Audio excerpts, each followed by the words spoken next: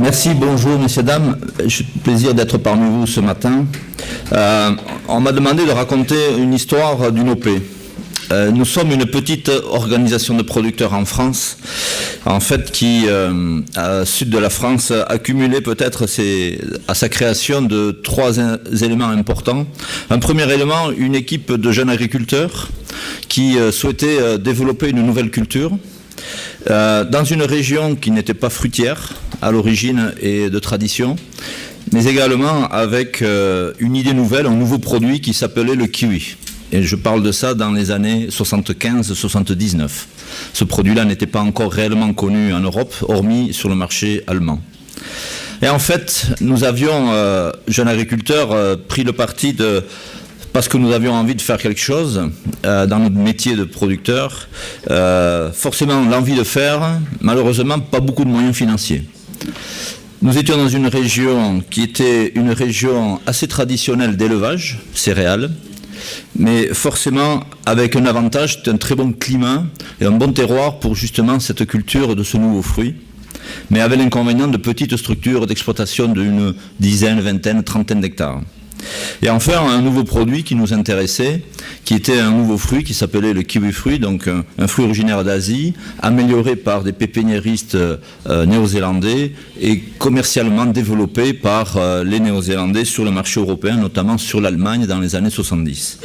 Et l'opportunité pour nous était bien sûr de pouvoir faire une production nouvelle à l'attention d'un certain nombre de clients que nous avions pu rencontrer en Allemagne. C'était dans les années 76-79.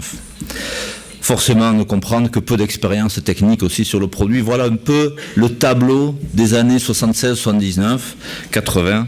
Et c'est là que l'aventure commence et nous créons ce que nous appelons la SCAP Kiwi Fruit de France, qui est une organisation de producteurs en 80, qui a été par la suite reconnue comme OP dans le cadre du règlement européen dès le début de la réglementation en 1997. Aujourd'hui, nous avons 300 producteurs, 750 hectares de vergers de kiwi principalement. Bien sûr, nous avons également quelques producteurs de pommes.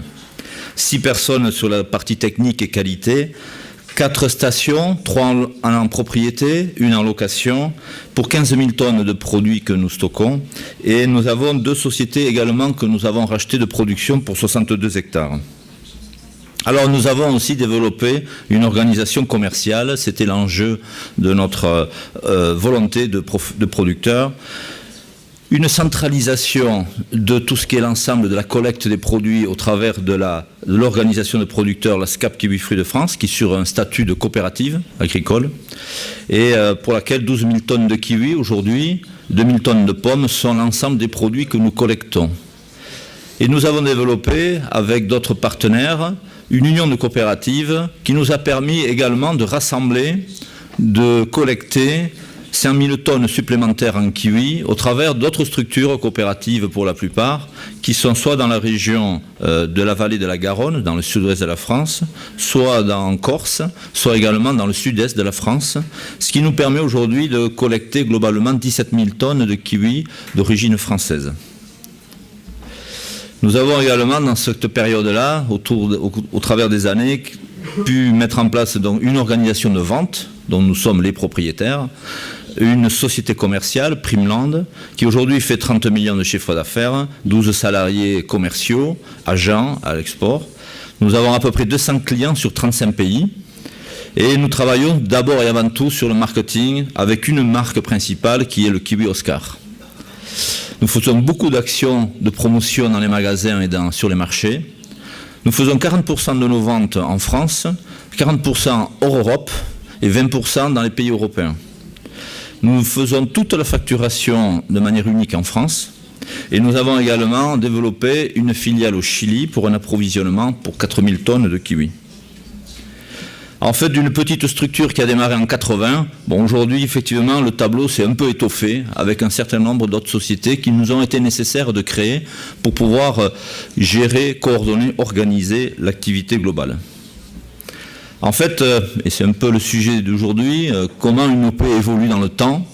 D'abord, je dirais, le temps pour nos productions est quand même long. Je le dis par rapport à ce matin, la discussion de l'évolution de l'organisation des producteurs. Aujourd'hui, il nous a quand même fallu 30 ans pour mettre au point une organisation. Et au demeurant, je pense que le délai est forcément dans ce tempo. 30 années pour vraiment être devenu efficace sur un certain nombre de points et sur une capacité d'organisation de producteurs solide. Ça a été aussi, d'abord, au-delà de la création, dont j'ai fait partie en 80, 95, ça a été aussi des fusions. Nous avons créé une fusion-absorption avec une autre coopérative qui a permis de consolider des volumes. 3500 tonnes de kiwi dans les années 95 avec 60 producteurs. En 99, pour des raisons de stratégie commerciale, on a créé une filiale au Chili pour pouvoir faire un approvisionnement en contre-saison pour fidéliser nos clients sur notre marque. En 2000, on crée notre bureau de vente, société commerciale, pour séparer ce qui était la problématique de la collecte de ce qui était la problématique de la gestion commerciale et du marketing, mais qui font que les uns sont très liés aux autres de toute manière, mais deux structures différentes juridiques. Et enfin, nous avons développé un mécanisme d'alliance au travers d'une union de coopératives. Ce sont le principe d'alliance, c'est une participation dans une structure commune, union de coopératives, qui permet à chacun de se retrouver dans un système équitable, transparent, et qui permet à chacun de garder sa autonomie de gestion de sa propre société ou coopérative. Et nous avons donc une collecte de 5000 tonnes supplémentaires auprès de partenaires, ce qui nous fait collecter globalement 17 000 tonnes. 2005, des alliances, ce sont donc VDL, coopérative du Lot-et-Garonne, une fusion d'une coopérative avec la nôtre pour consolider les volumes, une coopérative qui souhaitait se rapprocher de nous pour des raisons de survie, c'était la problématique de taille d'entreprise, de capacité à massifier, mais également à pouvoir être compétitif sur les coûts de station. Ça nous a permis de réduire les coûts de station et de fonctionner de manière plus opérationnelle. 2010, une alliance avec une société en Corse qui était en production de fruits, de kiwi. L'acquisition de production locale, de vergers, c'était un objet qui n'était pas à l'origine, mais qui s'est être une opportunité. Et enfin, une alliance avec une groupe coopératif qui est dans la vallée du Rhône, mais des alliances qui sont spécifiquement, uniquement sur le produit qui nous concerne, c'est-à-dire le kiwi. L'ensemble des autres coopératives, partenaires, coopérative Vallée du Lot et spécialistes fraises et kiwi, et s'associent avec nous uniquement pour le kiwi. L'entreprise Agricorse est spécialiste de la clémentine corse et du kiwi, et s'est associée avec nous uniquement pour le kiwi. Et la coopérative Lorifruit, spécialiste de fruits d'été, pêche nectarine, abricot, également kiwi, et s'est associée avec nous uniquement pour le kiwi. Ça nous donne aussi des moyens qu'on a développés pour inciter les producteurs à soutenir l'investissement. Donc depuis 1997, on avait mis au point un programme de soutien à l'investissement auprès des producteurs. Et en fait, ça a concerné plus de 100 professionnels, producteurs de manière locale, 200 dossiers, 184 hectares, auxquels on a participé à aider au financement de l'investissement du verger. Quasiment 1 million d'euros. On a été aussi, par rapport aux problèmes sanitaires qui apparaissent depuis récemment sur cette production fruitière, nous sommes très engagés en France sur ce processus de suivi des problèmes sanitaires et c'est une vraie difficulté. Les pouvoirs publics sont avec nous en soutien, mais il est vrai qu'on est désarçonné sur la problématique de replanter après un verger qui a été détruit par une maladie assez active que la Pseudomonas, c'est une bactérie, et ce sont malheureusement là des situations qu'on n'avait pas anticipées et qui peuvent nous poser des difficultés si on n'a pas des moyens de replanter et voire de redynamiser la profession par rapport à ces problèmes sanitaires vergers. Je rejoins un peu là ce qui a été dit tout à l'heure. Ce sont des vraies préoccupations pour les producteurs arbaux, notamment quand la production fruitière a une durée de vie d'au moins 20 ans, voire 30 ans. Nous avons aussi quand même imaginé, inventé notre avenir. Et nous l'avons d'ailleurs aujourd'hui au travers d'un concept nouveau fruit qui s'appelle Energy, vous en avez peut-être entendu parler par ailleurs. C'est un mini kiwi qu'on est en train de développer, qui est en fait l'équivalent de son grand kiwi qui est le Eward, qui est un mini fruit et qui est une baie qui se consomme comme une fraise ou comme une blueberry. C'est pour nous un futur produit qui est en train d'être vendu actuellement sur trois marchés principaux, l'Allemagne, France et Angleterre. Et j'espère que d'ici quelques années, peut-être dizaines d'années, on aura réussi à faire développer un nouveau concept. Là aussi, le temps est nécessaire. La signature des licences, c'est en 2005, avec le centre de recherche. Et nous sommes réellement opérationnels sur le marché aujourd'hui en 2013. Donc il faut au minimum 8 ans pour lancer une innovation. Là aussi, le pas de temps est important.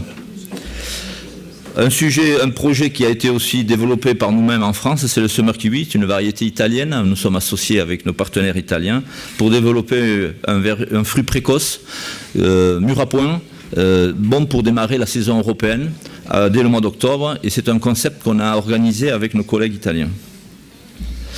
En pommes, nous sommes aussi quelques producteurs de pommes qui sont voulu se rapprocher de nous parce que nous étions assez pointus sur la partie commerce, marketing. Et sur la pomme, comme nous sommes des tout petits producteurs de pommes dans notre région, au fin fond du Pays Basque et du Béarn, qui est pas loin des Pyrénées et de l'Espagne, nous avons abandonné les velléités de vouloir exporter sur des pays ou même, je dirais, vendre sur le territoire français parce que le volume était trop petit. Et on a fait un repositionnement stratégique sur un peu le concept de vendre localement et de pouvoir parler à notre consommateur local. Donc on a inventé un concept qu'on appelle aujourd'hui Vasconia, qui est le principe de dire le producteur local va parler au consommateur local, mais nous sommes quand même une OP qui organisons ce dialogue entre le producteur et le consommateur parce qu'il y a quand même 2000 tonnes à faire, il y a des structures industrielles derrière et il y a quand même un investissement marketing pour faire l'approche auprès du consommateur. Nous avons beaucoup travaillé sur le référencement du produit. C'est un point très important puisqu'en fait aujourd'hui, nous sommes quasiment les collecteurs et les commercialisateurs de quasiment plus de 25%, voire quasiment 30% de la production française.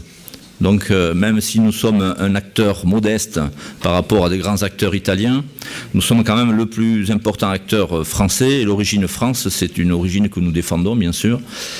Et nous avons été amenés aussi à développer une segmentation produit au travers des signes de qualité, notamment IGP, notamment AOP, également aussi en bio, toute une gamme en bio.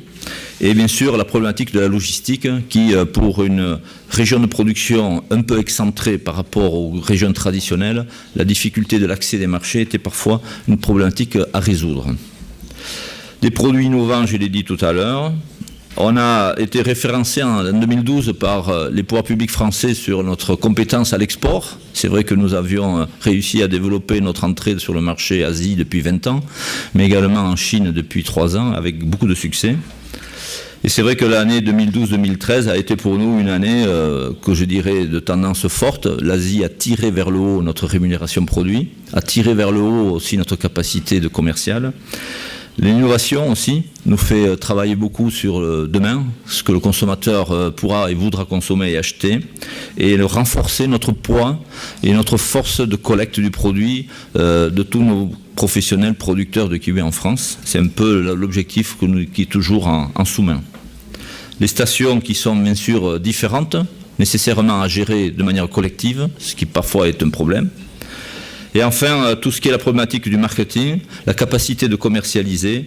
Il faut bien sûr pouvoir segmenter les produits, que le consommateur se retrouve dans la gamme que l'on souhaite. On peut avoir le kiwi Oscar, mais qui se décline en bio, kiwi organique, en kiwi jaune, mais en kiwi aussi IGP, voire mûr à point. Et surtout des promotions que nous organisons dans toute une série de marchés où nous sommes présents. Là, par exemple, c'est au Canada depuis 91 où nous sommes présents, Taïwan depuis 92 où nous faisons pas mal d'actions en magasin. La promotion de l'IGP, qui est pour nous aussi importante, c'est un signe de qualité européen. On essaye de faire la promotion. En fruits et légumes, les signes de qualité ont quand même pas mal de difficultés pour se mettre en avant. Manque de moyens souvent. La promotion en Espagne, par exemple, auprès de nos distributeurs qui nous connaissent bien. Promotion aussi avec toute la fabrication du matériel qui est nécessaire, matériel de promotion, mobile, poster, leaflet, la presse, la publicité, des anniversaires. On aime bien les anniversaires, nous, vous savez, on fait des événements, comme ça, ça crée de l'émulation, ça crée de la dynamique. Alors on a fêté nos 30 ans de la marque Oscar, on a fêté nos 20 ans de présence en Asie, et on est présent dans les salons parce qu'il faut se montrer, il faut dire ce que nous faisons, il faut expliquer ce qui nous sommes. Et donc Berlin, Hong Kong, Dubaï, Moscou, Madrid, Shanghai, ça fait partie de nos destinations, avec aussi des conférences de presse que nous faisons à Paris, en Chine, depuis récemment, tous les ans, depuis 3 ans que nous sommes bien installés en Chine. Tout ça pour... Bien sûr, site internet, forcément, si vous souhaitez nous retrouver sur le site. Tout ça pour un objectif quand même très concret, qui est, je crois, l'objectif essentiel d'une organisation de producteurs, c'est notre capacité à créer de la valeur sur nos produits et à conserver cette valeur pour le bénéfice des producteurs. Je crois que l'essentiel, il est dit, parce que la production qui soit un développement durable ne sera réellement possible que s'il y a une rentabilité et que si les producteurs sont capables de retrouver des résultats sur leur entreprise. C'est un vrai sujet, un vrai enjeu. Et bien sûr aussi, le deuxième grand sujet, c'est la capacité à financer le futur, la recherche et développement. En fruits, en légumes, c'est quelque chose de complexe, de souvent lourd financièrement. Notre taille d'OP est petite, nous ne sommes pas certains de pouvoir tout faire, mais on essaiera au moins de faire un certain nombre de choses, variétés nouvelles, techniques nouvelles de production, voire emballage nouveau. Voilà un peu dans quel esprit on est, dans quel esprit on essaye d'avancer un peu plus loin. Voilà. Eh bien, merci beaucoup de votre attention.